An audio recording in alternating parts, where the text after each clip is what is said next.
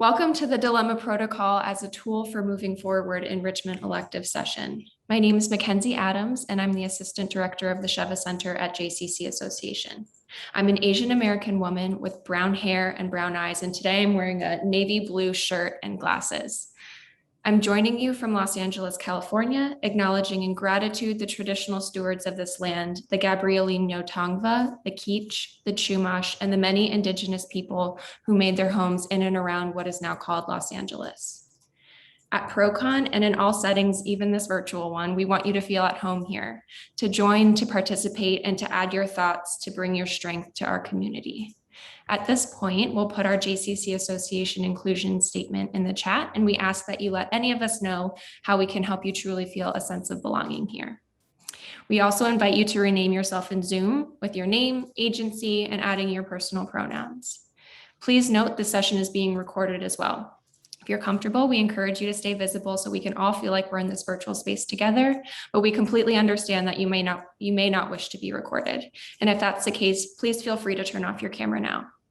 We've enabled the closed captioning and it should be somewhere on your screen, but if you don't see it right away, please click the live transcript button at the bottom of your toolbar. You'll also have the option to reposition the captions or remove them completely. I'm now going to share my screen that hopefully you all can see. Let me move the chat. I'm honored to introduce my colleague, Kathy Palmer, the director of the Sheva Center and our facilitator for this session. I'm also thrilled to introduce 9 of our Sheva Center Leadership Institute fellows who are wrapping up year 3 of their leadership cohort. These are some of the best and brightest minds in our field, and they represent JCCs and Ys across the continent. Kaya Shepard Garcia is the Associate Director of Early Childhood Education at the JCC in East Bay. Dave Stanton is the Assistant Director of the Goldberg Early Childhood Center at the JCC of Dallas. Alyssa Oppenheim is the Lead Educator at the JCC of Metropolitan Detroit. Mackenzie Busser is the Assistant Director of the Leslie Family Preschool at the Oshman Family JCC in Palo Alto. Tiffany Hagemeyer is the Interim Early Childhood Director at the Asheville JCC. Sarah Wasserman is an ECE consultant out of Bridgewater, New Jersey. Emily Hausman is our Director of Early Childhood Education at the Riverdale YMYWHA. Lisa Plotkin is the Early Childhood Curriculum and Professional Development Coordinator at the Weinstein JCC in Richmond, Virginia. And last but certainly not least, Kim Krikorian is the pre-K teacher at the Middleman JCC in Oregon. We are so grateful to this cohort of SCLI fellows for sharing some of their magic with us and allowing us in to get a glimpse of how they help each other unpack complex dilemmas. I will now stop sharing my screen and turn it over to Kathy to set the stage and to get us started. Thank you so much, Mackenzie, and hello to you all. I am so happy to be sharing this space with you and our amazing SCLI fellows. These days, it feels so important to be talking about problem solving and to find ways each of us in the world could make it a practice, supported by what we all value. Well, today we'll show you how. The idea of problem solving and figuring anything out really requires 5 things: the dilemma, a safe space and structure, agreed upon norms and methods of interaction, time, thanks to a disciplined timekeeper, and diverse voices. And it's amazing what can happen in just 1/2 hour. Let me go back and fill in some blanks for you. The dilemma, usually no shortage here in our world. All we need is someone willing to share the problem and end their presentation in the form of a question that truly needs solving. Question asking is an art, and one we would all do better practicing, no matter what your job and who your colleagues. A safe space and structure. It's time for us now to share the protocol. We're putting it in the chat and we're also giving you the file. A few years ago, we became acquainted with the work of Jean Thompson Groves and the National Reform Faculty Project, where protocols are being brilliantly shared to help people move through difficult conversations. Protocols are time-allotted inquiry-led structures to help us have conversations with parameters. They add the safety and structure so that in time-efficient ways, we can build the types of relationships we need to do tough work in life. Work is work, I get it, but the kind of work we all do in this community, that takes practice, and mostly practice in building relationships and trust. Let me walk you through the protocol. There's a time in the beginning, if you see it there, we share that page, Mackenzie. Are you sharing? I think I'm just frozen and can't see it. There it is. Perfect. There's a time right here where someone, in this case, our colleague Kaya, will share a presentation in 3 minutes. Then the group, and it can be really up to maybe 10 people, are going to have a chance to ask clarifying questions, quick questions that have very short answers in another 3 minutes. Then comes the section number 3 on probing questions. 6 minutes here for us to ask deeper questions that require some real thought. And Kaya is going to be answering these questions all the way along. Then we come to the discussion section, number 4. At this point, our presenter, Kaya, gets to stop and listen. Another important skill for all of us trying to solve problems. We're so quick to get to those answers that this gives us the space to stop and really hear the wisdom that's being shared. After those 10 minutes, there is a reflection time for 3 minutes by the presenter, again, Kaya, and finally the group that's going to help in this way. Reflection by the group there at the bottom. That is for everyone, not just to think about this particular dilemma, but about the protocol itself and how it was useful and how it can be more useful in the future. There's a timekeeper to help us with all of this, and Alyssa is going to help us with that today. Thank you, Mackenzie, for sharing that. So the next ingredient is the norms and methods of interactions. In our Jewish communal world, these are our lenses, the Jewish lenses that have been around for all of time, but we haven't always been so amazing at keeping ourselves accountable to them. Your job in this protocol and in life is to know all of the lenses. We choose 7 here in the piece that we just shared with you.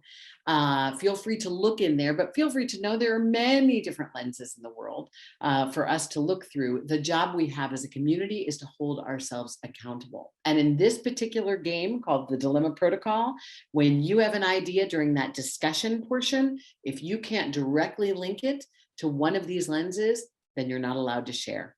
All those ideas you have that worked for you just doesn't match a lens, or it worked for you because your mother always told you it was true. It was probably true. But in this case, it needs to connect to one of the lenses.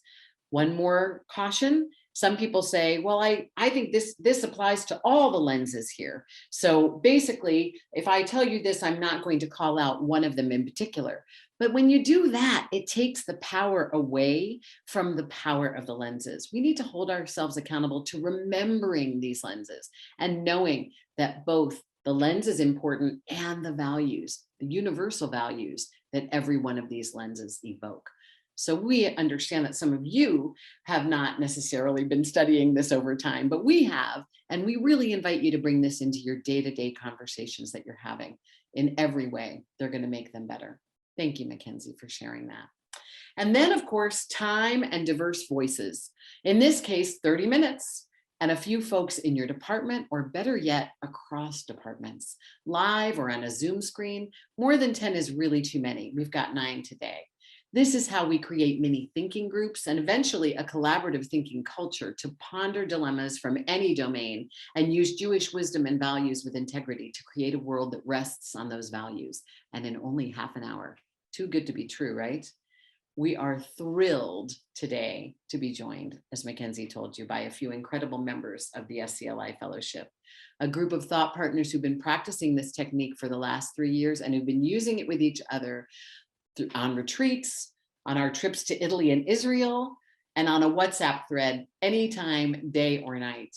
And while this group has been honing their skills and their relationships with each other for a few years now, they've each taken this practice back to their schools, their homes, some personal relationships with willing partners, all in the name of finding new ways to solve problems based on all of the beauty, simplicity, and frankly, age-old wisdom of seeing the world through Jewish lenses and holding each other accountable to making decisions aligned with those lenses.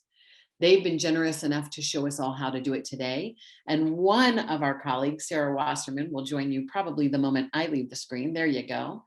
She is joining us without camera or mic due to recent surgery she has had, but she still has so much wisdom to share. She'll be sharing her comments with her colleague, Lisa Plotkin, who will be sharing her words as well as Sarah's. Alyssa will be our timekeeper. And after our 30 minutes, we'll have time to hear from all of you. Any questions you have, any way you can bring this back to your practice. Now, I will be quiet and give it over to Alyssa, our timekeeper, and also to Kaya Shepard-Garcia, who has graciously agreed to present her dilemma. Team, thank you, and take it away. Thank you, Kathy. So we're going to start with the presentation. Kaya, you have 3 minutes. Great. So basically in our program, we have not really used technology. We haven't really figured out how to bring it into our world in a really comfortable way. It's a really foreign concept for us. And because of COVID, you know, our families can't come into the building anymore. So we had this idea that we could Zoom some of our classroom Shabbats. We could take some videos of the kids of the classroom and sort of share it with our community. And our teachers loved the idea, except they didn't want the cameras to be seen. They didn't want the screens to be seen. They didn't want the kids involved in the Zoom. It was all too foreign for them. And initially I thought, yeah, that totally makes sense. It's intrusive, it's disruptive, it takes away from what's happening in the classroom. And then in our Sheva Fellowship, a bunch of us had this amazing conversation about the ways that some of us are bringing technology into the classroom in this really intentional and responsible way to use it as a connecting tool and as a window into our world. And so I sort of had this aha moment and was like, why aren't we doing this? We should be doing this. So I went back to my program and I sort of asked the questions. I wonder how we could bring our kids into the conversation. I wonder how we could include them into this process of the Zooms, of the videos, of allowing it to be a connection tool to have the conversation with them about why the screen is in the classroom, about why they're maybe seeing their families on a screen but not in person, about why they're watching the classes, some other classes on a screen, because we can't go into each other's classrooms anymore. And I got a resounding no. It's too disruptive, it's too distracting, we don't want technology, we don't like this idea. And I was not super surprised that not everyone was on board, because it's super foreign to us.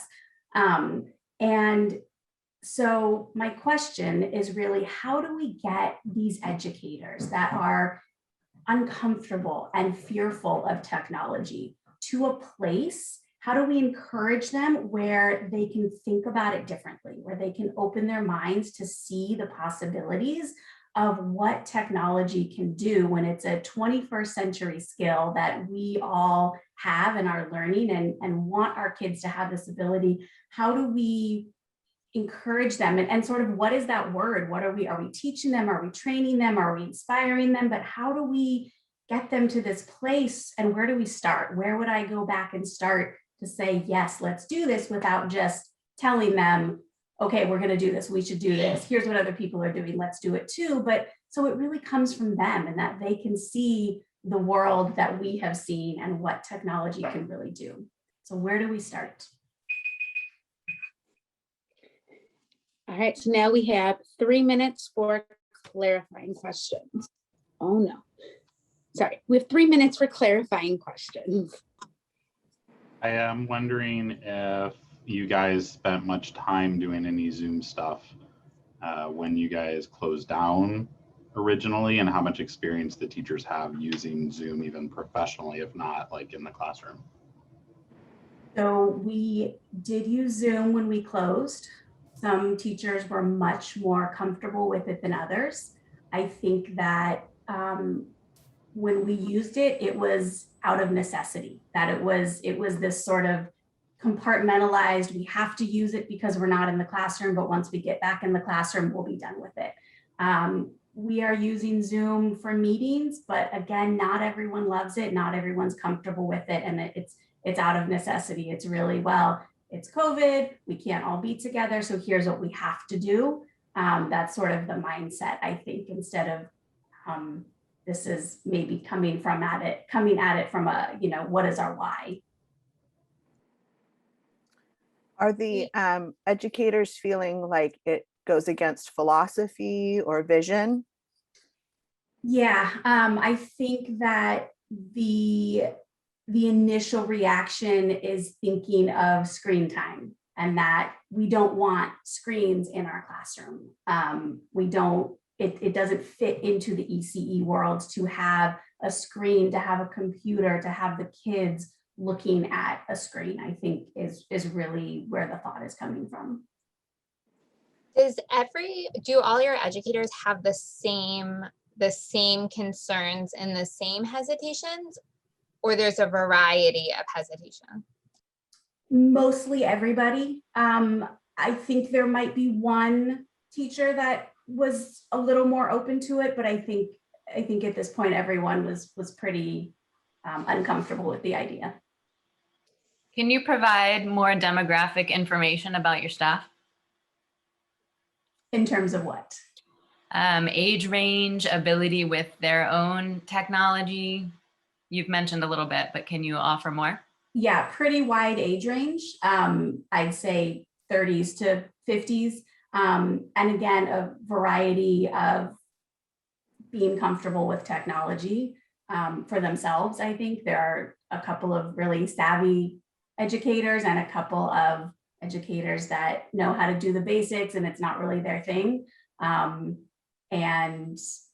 so I think that goes along with being comfortable using it in the classroom too. Other than like Zoom or something of that sort of platform, do you have any types of technology in any of your classrooms currently? We just started using an online platform for communication, and we're not utilizing it as well as we could. I'm going to stop you right there. We're going to go into 6 minutes for probing questions. So I'm wondering if you guys have done anything with exploring both what the teachers and families feel like may be missing from this year. Like, are you thinking that bringing this in would address some sort of a gap or an absence? And is that something that is coming just sort of intuitively, or does that come from, conversations that you've had with people? I think both. I think across the board, everyone is feeling a little disconnected. The combination of the families not being able to come into the classroom, the teachers not being able to work with each other outside of their bubble, the fact that we're having staff meetings and most professional development over Zoom instead of being in person, the kids that are not being able to go beyond their bubble and see each other like they normally would. We previously had our morning classes were by age group, and then it was mixed age in the afternoon. And so they obviously can't mix anymore. So I think that there are a lot of different pieces of connection that is missing. The parents aren't getting together anymore like they might, I think it's slowly opening up again. And I think that there's a combination of people not quite knowing how to create that connection or how to, just kind of where to start and what to do. But I do know that it's missing. And I think that this could potentially help, but it also needs to be done, as we all know, in a very intentional way and sort of really tease out why we're doing it and how it could get us to that point of connection. This is a question from me and Sarah. Have you discussed the feelings around this? Aside from discomfort, it sounds like there's some fear. You've mentioned wanting to get to a level of comfort, another feeling. I'm curious if the educators talk with each other about these feelings, and if there is a forum, either Zoom or in person, for this to happen. That's a great question. I don't know if they're talking with each other. I think this was, and we as a staff have not really engaged in conversation about this. It was sort of, hey, we should Zoom and take videos so the families can see. And everyone was like, yeah, that's great. We like this idea. And then it went to, okay, we're going to do this. And folks saying, we don't really want the screens or the cameras. And that was sort of the end of the discussion, that everyone was kind of like, great, we're on board with this. We're not going to do it in this way. We're going we're going to have someone in the corner taking a video, and we're going to have the, the Zoom screen sort of blacked out so the kids can't see. And so that was sort of where I had that aha moment, because I was going along with it too. And I was like, yeah, this makes sense. We won't disrupt, and we won't be intrusive. So no, we have not really had that conversation. And I think that's probably where maybe we need to start, but where I maybe need some help starting. How to have that conversation and figure out the best platform to engage in that. Do you feel like that these feelings are just from your teaching staff, or also maybe part of your parents' feelings about screen time as well? I mean, I know Berkeley pretty well. It's a little more progressive on that than some parts of the country. I think that the parents, I think that there's a combination. I think there are some parents that feel very similarly to the staff that no, we don't want our kids seeing a screen at all. And yet it is COVID. And so I think a lot of these kids who have not seen a screen before, or whose families were not planning on using screens, they're using it to connect with their own families. I also think that there are other parents and families who are asking to see inside the classroom, to see what their kids are doing, and not necessarily saying, hey, we want a Zoom or we want a camera, but they're just they're asking for this piece that's missing. So I think it's probably across the board as well. I'm wondering if there's room for discussion with the educators as well as the families about the opportunities and the goals that could come out of using technology in the classroom in this way. I want to say yes. I think with the educators, absolutely. I think it would require kind of thinking about a time that we could have that discussion, and bringing it to the families. Again, we just started using this online platform this year because of COVID for communication, and we're kind of using it. Some teachers like it more than others. Some teachers are really communicating and posting pictures, and others are not. I think it would be interesting to figure out how we could really bring it to the families, not just in an email, but really discuss it with them. All right, so now Kaya, Kaya, you're gonna sit back and listen. We have 10 minutes for discussion, and remember to link it to the lenses. Go on, Kim, I didn't mean to cut you off if you wanted to start. No, I just had one more question, but I want to keep to the timeline too. The one thing, when it comes to comfort level, do you think that if your staff and families saw a visual representation of this in action in one way or form, that they could potentially feel more comfortable?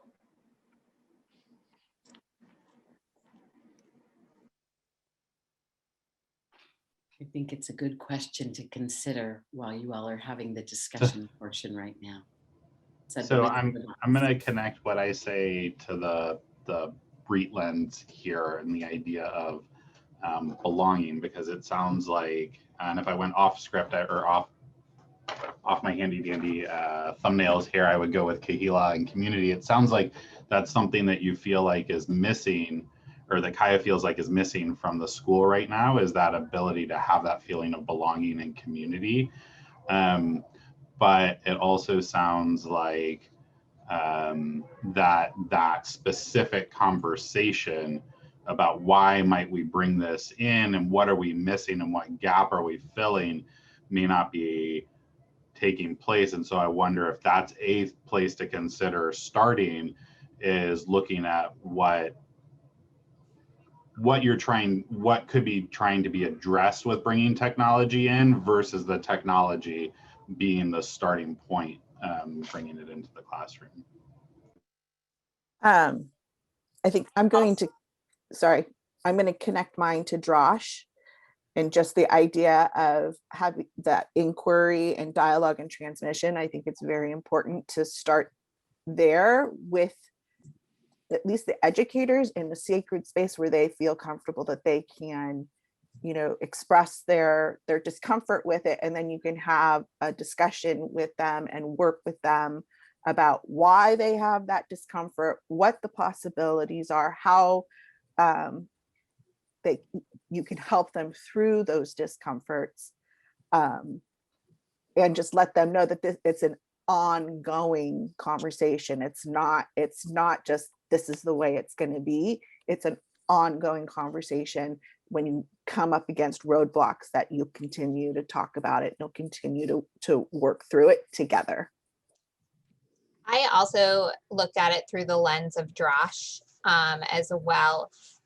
In a way of, we have this idea of screen time and technology, and to really drosh it out that not all screen time is created equal. Not all screen time is, oh, here's a quick video or clip or something. And I wonder if you invited them to look at it through the lens of Josh, of like, what are these different things technology can fulfill? They were able to say, like, I'm ready to use it as a connector, or I'm ready to use it to access far places and things like that. In that way, to create a different, let them drosh it out and allow different entry points. I really like that, Emily. I think if you, and I'll connect Kedusha and intentionality really quickly. If you came up with like a set of guiding questions, perhaps not like a prescribed, it must fit these boxes, but a set of guiding questions that help them sort of realize the intention behind what they were doing and make sure that it is a high quality screen time that is being brought into the classroom when they do choose to bring it into the classroom. If that might be something that kind of eases that, we don't want to just give them a screen to look at reaction that I think we all have as early childhood educators sometimes. I also think that if you use Drosh, sorry, I feel like I keep, there's more buy-in, and it's coming from them. And so they have a deeper understanding of the why, because you've had those discussions. So it's easier for you to implement it because you're doing it together. Adding to the thoughts about Breet from Sarah, the Breet between the administration and the educators, and the feelings of safety and protection in these discussions, or in the discussions that are yet to be had. And then of course, Kedusha, again, I think it might have been mentioned already, but including the time and the space to discuss these feelings, and really focusing on the holiness of relationships between everybody as the foundation for so much of what we do, for everything that we do. And seeing this opportunity as a way to strengthen the relationships between the administration and the educators.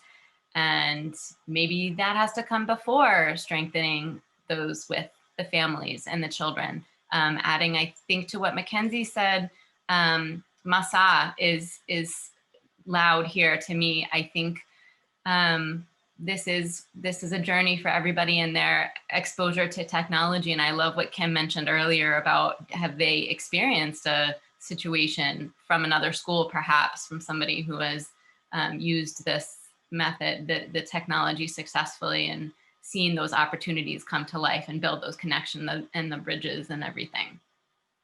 Yeah, going off of what Lisa just said with Mazah, I thought about that quite a bit also. Is like, where do we see this taking our communities? This is an unusual time, and there is a different way of being now, and potentially a different way of being as we continue on. What can we, where do we see this taking us in a positive direction? And there's always an opportunity with Mazah to return back to, did we really see that this was the right thing to do?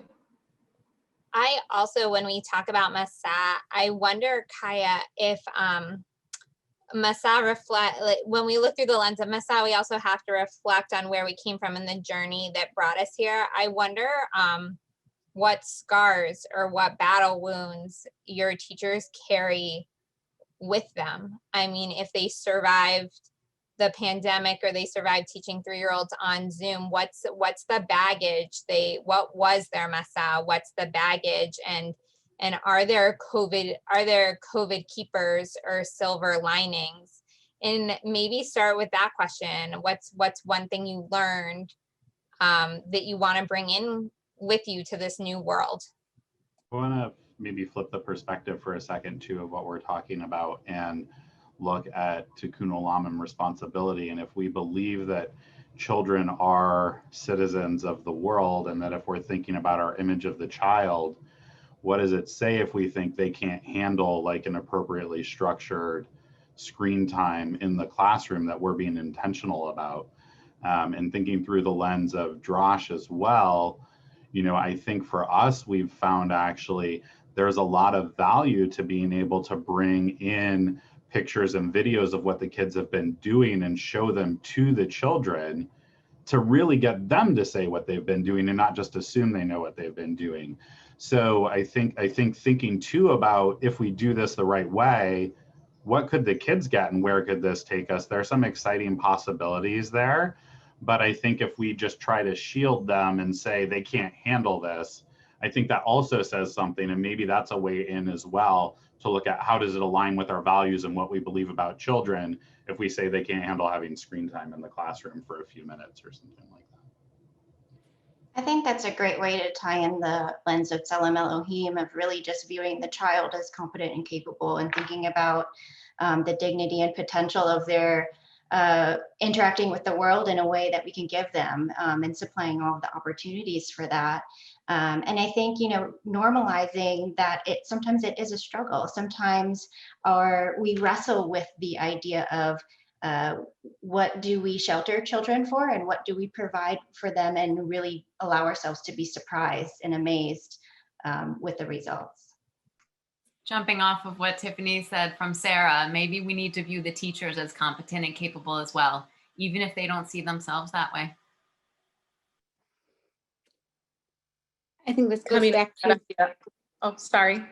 it goes back to Brait though as well, the lens of Brait. You know, we have this Brait with each other and with our staffs. We have to remember that this is almost adding a new level, and just we want to make sure that we're not breaking our Brait almost. Like we want to make sure everyone still feels included, and that they're on this Masa, they're on this journey as well. And remembering that we need to also meet people where they are.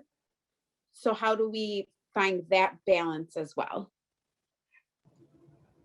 I was also thinking about the tikkun olam.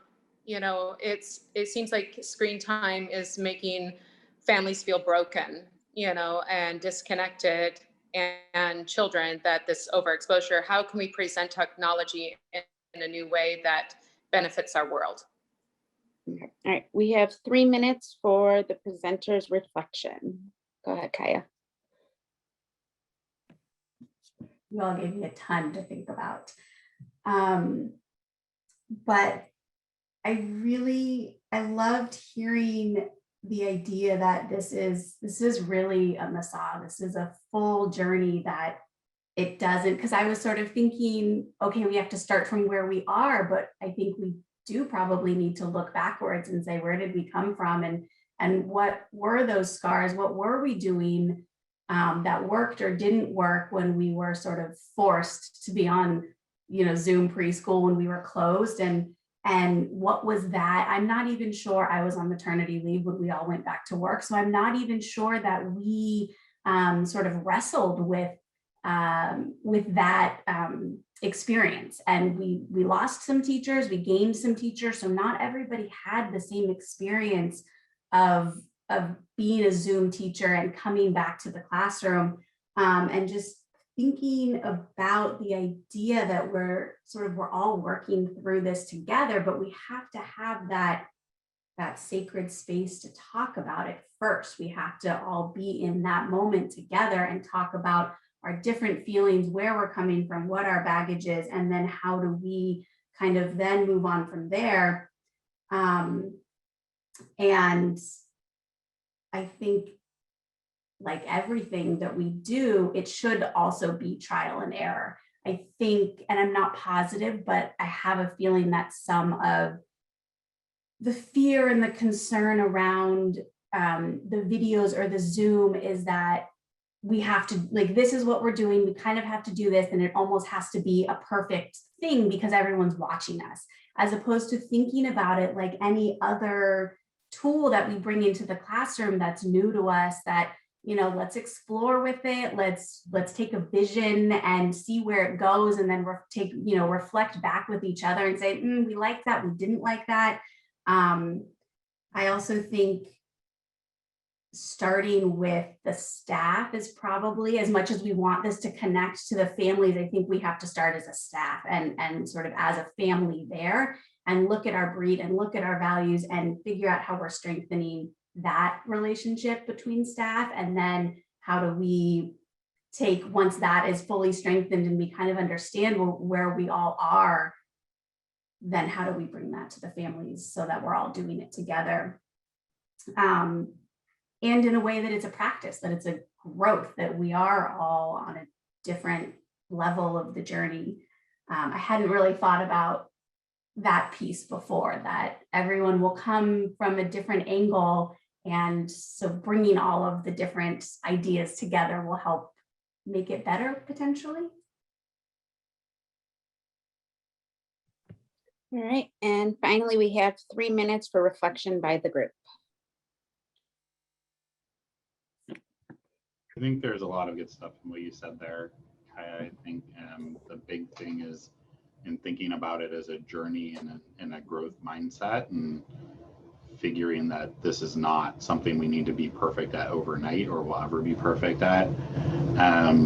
But if you can tie it to your school value, the need of it, I think, to your school values and what it's, the need that it's filling, and say this is something we have to figure out how to do. It doesn't have to be technology if there are other ideas, and open that vehicle up for them, that there's going to be a, maybe like, if you see that where it's coming from and how it ties into like what you guys do value, that I think that there's a path there to starting that journey. But also, like, the journey pushes us out of our comfort zone, and I think it's okay to say that. It doesn't mean that we have to be comfortable with what we're doing, but any journey that involves progress pushes us out of our comfort zone.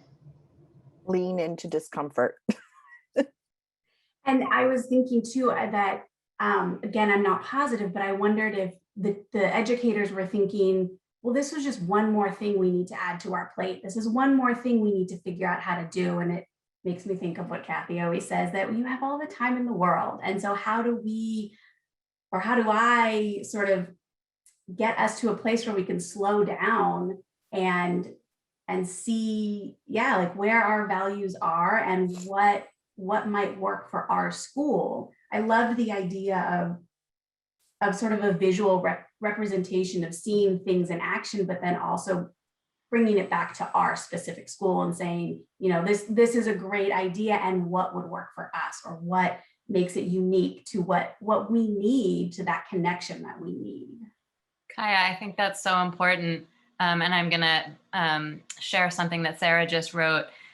She said that she thinks they started talking about this particular need from a standpoint of backwards design. So starting with the why first, and partially because they needed the teachers, the educators, to buy into the technology, which is what we're talking about. And for her, she came to a place of thinking about the people involved and the masa as the backwards design. So not a holiday, but the people and the masa are the backwards design. I think that's a wonderfully unique way to think about that process of backwards design. And she adds that she thinks they lost a little bit of focus on the teachers by focusing on the goal, which is the whole point of backwards design. Not to study the goal first, not to study the product and the outcome first, but to think about that process and the people involved. My goodness gracious. That was such a thing of beauty. Wow.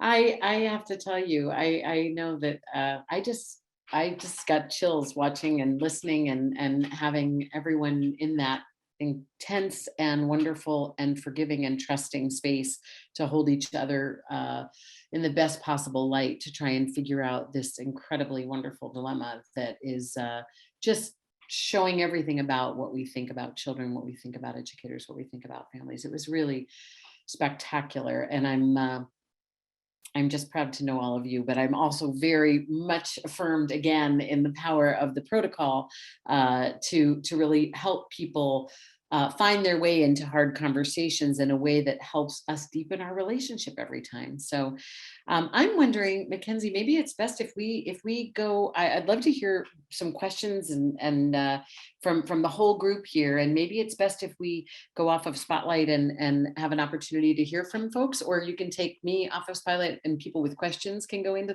that place. I just want you all to feel like you're part of the conversation. So maybe gallery is best of all. If everybody just wants to remove their own spotlight, I think we all have that power. Dun, dun, dun. And then we'll all be, if that makes sense, on the top right of your screen. Good. Okay. And then for all of the participants, if you'd prefer, I think it automatically defaults to speaker view. So if you'd like to see the gallery view, just click on the top right of your screen, the right-hand corner, and choose gallery view so you can see all of our participants. So now it is just open question time, and it can be about the dilemma, which was so thought-provoking. I know I'm going to be thinking about it for ages to come now, but also about the protocol. We want everybody to leave this session feeling like they've got what they need to grab a few friends and try to dive deep into something. What are you all thinking about?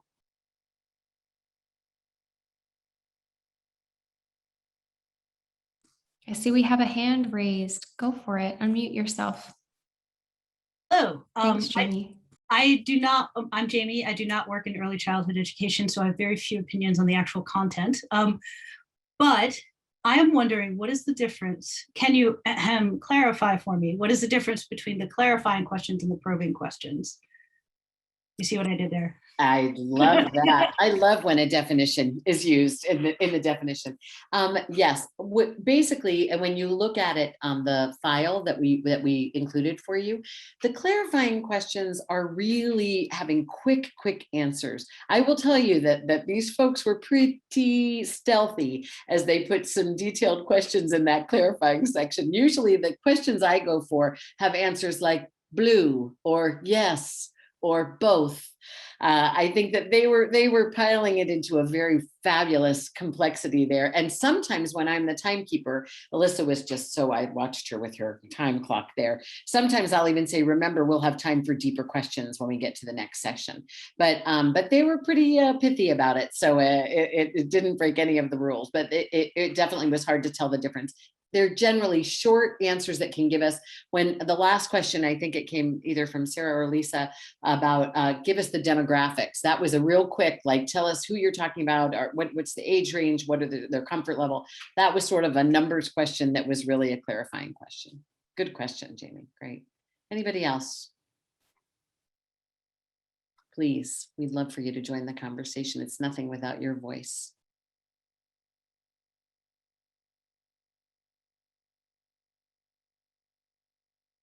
Or anyone in the participating? Good. I'm Yay. happy to fill the space.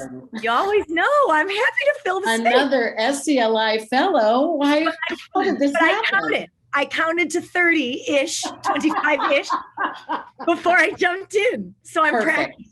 Right? Jump in, Jackie. So first, I just want to say that was amazing. And even though I am an SCLI fellow, I feel like hearing the protocol done this way, thank you guys so much. That question about the clarifying versus the probing always gets me. And that was really, so yes, no answers, quick. I love that. So thank you for that. Really just fast, I wanted to mention two things. Love the suggestion about the guided questions that will kind of help the conversation. And I underlined so many times, any journey that involves progress and growth causes discomfort. I just think that's such an important piece to this puzzle. Thank you guys so much for doing this. This has been amazing. That's so terrific. Terrific. And yes, all are welcome with questions. I'm curious, Renee, are you going for mute? Are you raising your hand? Or are you just I just want to say, so we were lucky enough to have Kathy introduce us to this a few years ago, I think when it first came out, and we actually did it in our professional development. And while we struggled with it, it was a bit uncomfortable. It really made our educators feel so valued at the end of it, to feel like they could be heard and that they could positively contribute, and it didn't get bitter. It didn't get in the weeds, and they could leave some of those nuanced relationships outside and really focus on the framework that's provided by keeping a timekeeper and changing up the questions. So it's just I just thought this one was great, of course. Thank you all for doing it. And I just think it's such a valuable tool. I can't recommend it enough. And hopefully we'll be doing it more. I love that. I want to make sure, I want to say one thing about it. And then Dave, I think I just saw you go off mute. Maybe that was because you have something to add too. But one thing I will add first is that I really do feel that what's important is to practice it over time. What's important is not to sort of like catch everybody by surprise and say, we'll do this on this one day and we'll never do it again. We all get better. We all get more comfortable. Many times the answer to the question after being posed is that we need a different question the next time to go back even in time. And when you're comfortable with each other, wasn't the case here. Although Kaya, you were so open-minded about other things you hadn't thought about that might position it back in time a little earlier than where you were. When you're comfortable building that relationship, anything can end up happening. So I would just say, try this as a practice. And yes, Jamie definitely tried it in lay communities as well. It can work in any community out there. Dave, what did you want to add? I think it was pretty similar in that, the first time we did this with any of our preschool staff, it did not go anywhere near as deeply or as smoothly as you probably saw on the screen today. And it's a process to be practiced. And it is uncomfortable, I think, for people sometimes, especially if they haven't pushed themselves to ask as many deep questions or think as deeply as quickly as this engages them.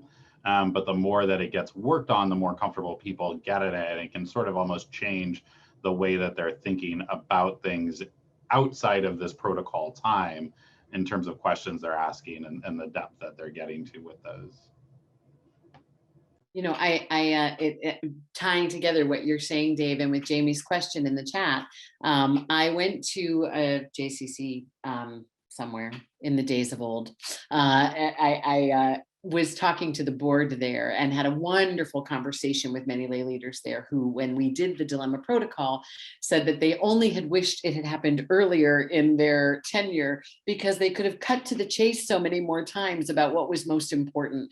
And not only that, it would have made them really feel like every time there was a problem, instead of interrupting this wonderful honor of being here with on a board that may or may not feel more like drudgery, they would have remembered every time our why we're here, why this work is so important, why we're trying to use this way of interacting as our Jewish language to create communication that feels shared. So I really do think you cannot underestimate any group from taking this. And I do know some folks, even on the screen right now, have tried this with willing partners, even in marriage, even in other ways, to try to make sure that everybody gets to a place where you can really talk about the dilemma and try and take all that other stuff out of it.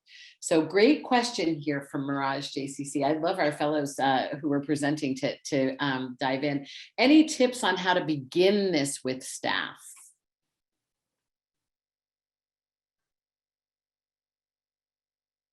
Small groups. Working in small groups first, I think, is the best way to do it, because it could be a little overwhelming when you're doing it in a larger context. But starting small and where you can have discussion and beforehand and kind of talk about what the process is and answer any questions that they might have. And then practicing over and over and over again. I think also, finding, oh, go ahead, Dave. I was just say finding the right problem to bring it out with the first time, I think, is important, because not every problem is one that can really be dug into with this protocol. But having sort of the right one that is also meaningful to the staff and is one that you're struggling with figuring out how to address, I think is like, that's the right moment to bring it in. To add to what Dave said, there are other protocols from the National Center for School Reform. So like he said, not everything fits into this model, but there likely is another protocol out there for a different problem. So it might be presenting a few different things. I would also say framing it in a way that sort of thinking about your intention, about kind of why you want your staff to engage in this and what they might get out of it. I think about our fellowship, and I think the very first time we did this together was our first retreat. And so we didn't all know each other that well. And I think the way that it was brought to us was that this was an incredible tool where everyone's voice could be heard. We were all together as thought partners, and that we would walk away potentially thinking about things in a different way. And without speaking for anyone else, I think we all felt that, and to see the journey of maybe doing it then 3 years later in a group where we all know each other really well, but that it can go both ways, I think, with people that you don't know that well, as long as you are intentional and sort of have created that safe space with each other. The first time we did it with our staff here, like Mackenzie said, we did it in small groups, but we used it as a learning exercise more about the dilemma protocol than actually about the questions. And so we had a feedback session where people shared with the other groups where in the protocol they had difficulty, what was easy for them, what was hard for them. So the very first time we did it more as an examination of the protocol itself and less to tackle a really difficult issue. And I think that helped our staff when we moved to more difficult dilemmas, because we had learned from each other about how to use the protocol first. I think creating, sorry, Mackenzie. No, go ahead, Tiffany. I think, along those same lines, creating the safe space that allows them to experiment and trial and error with it is really important. And sometimes taking off the pressure of knowing that when you engage in this protocol and it's a time crunch like it is, you're not expected to always find the solution. The beauty of it is that this opens up so many more questions than answers, and it opens up the fact that there's many more things to explore and discover here, that we don't have to arrive at, okay, therefore we're going to do X solution at the end of the 30 minutes. I think it's freeing for a lot of people. Mm-hmm. I think it's also important. We have done a lot of work around the lenses and being comfortable with those and really understanding those. Actually, that framework also helps to guide the conversation. And so it's really, I think that's probably one of the most important things to do, is to really work with the lenses as well. Just like in any group, I will just say, and I think we're all getting better at this now that we've had a year of thinking about who we want to be and how we want to be different as we go forward. Groups decide, who does a lot of the talking. That's generally me, and I need to be aware of doing less of the talking. Some people are doing less of the talking, and we need to make that space for those to do more of it. And I'm just curious, with the last 2 moments here, is there anyone? Abby wrote a wonderful question in the chat about one tangle that you really found untangled with this dilemma protocol. Anybody have a great example to quickly share with us? while you're thinking, before I see somebody jump in and say, I've got one, I generally find when I have been the presenter of a problem, it's not even so much that I found the answer to that problem.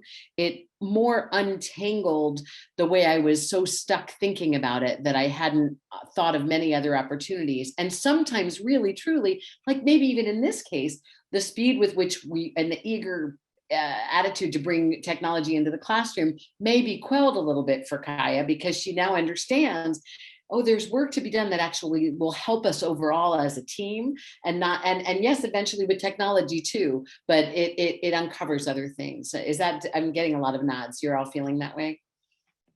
Yeah, I can speak to that, just that, you know, it didn't solve the problem, or it didn't, you know, there wasn't a conclusion, but I absolutely have, you know, I'm counting 5 different ways that I could sort of go back and say, let's start here, where my question really was, where do I even start with these educators? And so there's so many different ways that I think eventually there will be a conclusion of, you know, we are comfortable or we're not comfortable, but we know why, and we know where to go with it, which I did not know where to go with it before. That's just gorgeous. As usual, I only want another 6 weeks of us all trapped on this Zoom screen so that no one can leave and we can solve all the problems of the world. But for right now, I'm going to hand it over to my colleague, Mackenzie, with some closing remarks. And first, I just cannot thank you enough for everything that you brought to us, you 9 amazing fellows who presented today, you many fellows who came to be in the seats around us, feeling the support and the love, and all of you who are just rubbing all this fellowship love all over you, like me.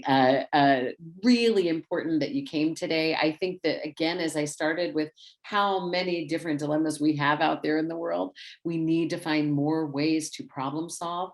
And boy, today, with the help of Tiffany and Emily and Dave and Mackenzie, Sarah and Kim and Lisa, Kaya and Alyssa, I cannot thank you enough for jumping right out there into the fishbowl and letting us just have a moment of your expertise, of your vulnerability, and of your open sense that together we're going to find new routes to where we're headed. Thank you so much. And Mackenzie, take it away.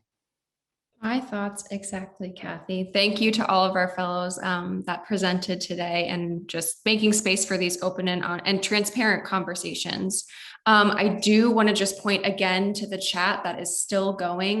There are so many really wonderful ideas there. And after I'm done with these very short announcements, I'm also, for anyone that joined us maybe after the files were shared, the 2 files, the dilemma protocol outline and also the lens thumbnails that our fellows had been referencing throughout.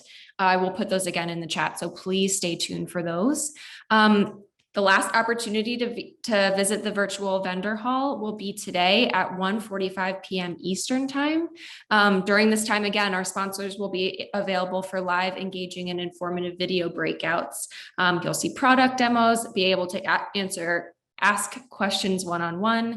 And if you have a trusted advising session, please use the link that was sent to you in an email to meet with your advisor. And then finally, our conference wraps up at 3 p.m. Eastern time today for our closing movement moment. And we just can't thank you enough for joining us for the session. We realize that many of you, I'm seeing the crew from the Mirage JCC all together in one room. You're joining us during your regular work day. And thank you again for being here with us and to our presenters today. I'm going to go ahead and put the dilemma protocol in the chat and the lens thumbnails as well. And I'm also going to, many of you know where to find us, but I'm also going to type in my email address as well, just in case you have any questions following the session. And thank you so much again for joining us, and we'll see you at the closing movement moment. Thank you.